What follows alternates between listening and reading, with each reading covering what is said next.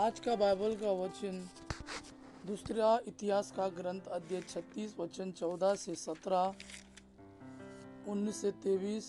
दूसरा वचन सन पौलुस का इफिसियों के नाम पत्र अध्याय 2 वचन 4 से 10। और आज का सुसमाचार सन यूहन्ना के अनुसार अध्याय 3 वचन 14 से 21।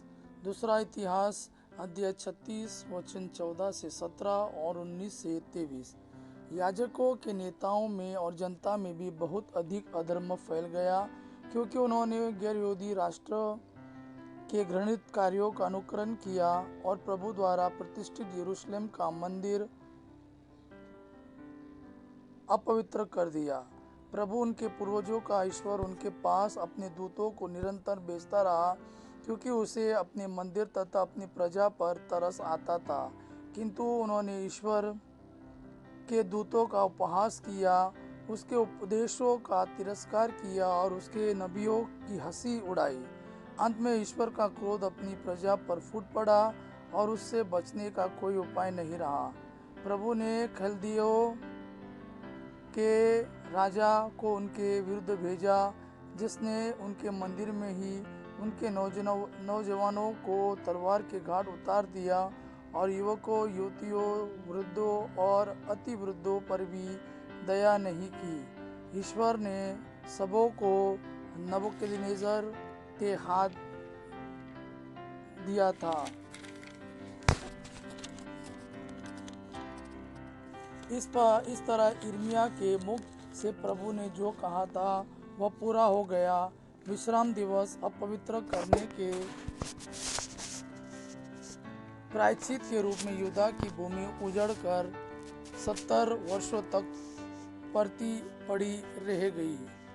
यिर्मयाह द्वारा घोषित अपनी वाणी पूरी करने के लिए प्रभु ने फारस के राजा सिरूस को उसके शासनकाल के प्रथम वर्ष में प्रेरित किया कि वह अपने संपूर्ण राज्य में यह लिखित राजज्ञा प्रस्तारित करे।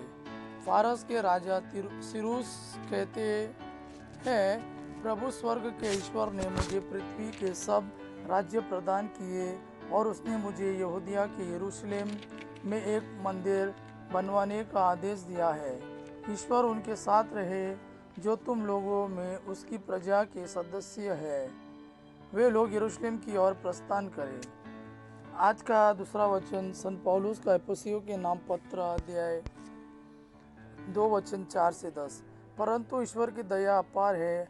हम अपने पापों के कारण मर गए थे, किंतु उसने हमें इतना प्यार किया कि उसने हमें मसीह के साथ जीवन प्रदान किया। उसकी कृपा ने आप लोगों का उद्धार किया। उसने ईसा मसीह के द्वारा हम लोगों को पुनर्जीवित किया और स्वर्ग में बिठाया। उसने ईसा मसीह में जो दयालुता दिखाई, उसके द्वारा उसने आगामी युगों के लिए अपने अनुग्रह की असीम समृद्धि को प्रदर्शित किया। उसकी कृपा ने विश्वास द्वारा आप लोगों का उद्धार किया है। यह आपके किसी पुण्य का फल नहीं है, यह तो ईश्वर का वरदान है। यह आपके किसी कर्म का पुरस्कार नहीं, कहीं ऐसा न हो कि कोई उस पर गर्व करे। ईश्वर ने हमारी रचना की, उसने ईसा मसीह द्वारा हमारी सृष्टि की, जिससे हम पुण्य के कार्य करते रहे और उसी मार्ग पर चलते रहे जिसे ईश्वर ने हमारे लिए तैयार किया है। आज का सुसमाचार सन यूहन्ना के अनुसार अध्याय 3 वचन 14 से 21। जिस तरह मूसा ने मरुभूमि में सांप को ऊपर उठाया था, उसी तरह मानव पुत्र को भी ऊपर उठाया जाना है, जिससे जो उसमें विश्वास करता है वो अनंत जीवन प्राप्त करे। ईश्वर ने संसार को इतना प्यार किया कि उसने इसके लिए अपने एकलौते पुत्र को अर्पित कर दिया, जिससे जो उसमें विश्वास करता है उसका सर्वनाश ना हो बल्कि अनंत जीवन प्राप्त करे।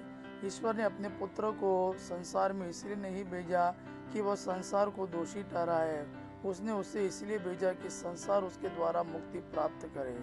जो पुत्र में विश्वास करता है वह दोषी नहीं ठहराया जाता है, जो विश्वास नहीं करता वो दोषी ठहराया जा चुका है, क्योंकि वह ईश्वर के एकलौते पुत्र के नाम में विश्वास नहीं करता। दंडाज्ञा का कारण यह है कि ज्योति संसार में आई है और मनुष्यों ने ज्योति की अपेक्षा अंधकार को अधिक पसंद किया, क्योंकि उनके कर्म बुरे थे। जो बुराई करता है वह ज्योति से बैर करता है और ज्योति के पास इसलिए नहीं आता कि कहीं उसके कर्म प्रकट न हो जाए, किंतु जो सत्य पर चलता है वह ज्योति के पास आता है, जिससे यह प्रकट हो कि उसके कर्म ईश्वर की प्रेरणा से हुए हैं। यह प्रभु का वाणी है। प्रभु को धन्यवाद। आबा पिता की महिमा और पुत्र यीशु का प्रेम आप पर सदा सर्वदा बना रहे। आमीन।